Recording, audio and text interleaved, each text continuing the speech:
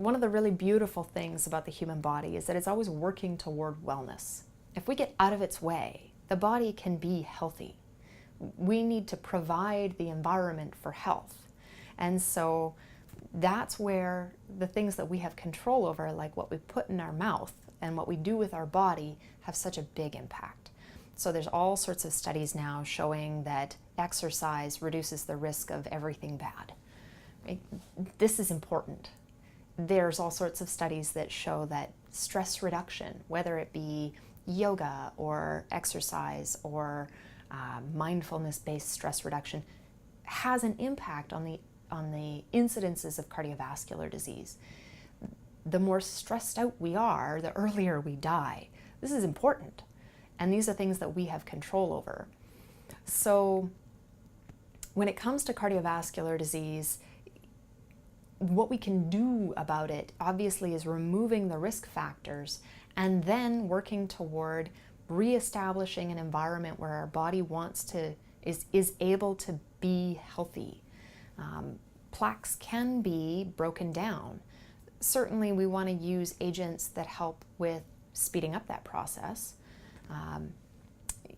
Healthy fats can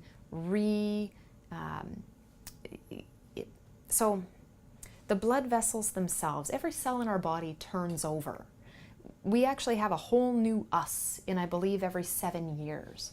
And very few tissues are outside of that, right? There are some tissues that turn over very, very slowly, mostly our nervous system. But, everything from our bones to our gastrointestinal tract, to our skin and our organs, they're constantly turning over, which means old cells are dying and being replaced with new cells. When you think about the fact that our body is mostly regenerating at least every 7 years, what that means is that we have control over the health of those tissues.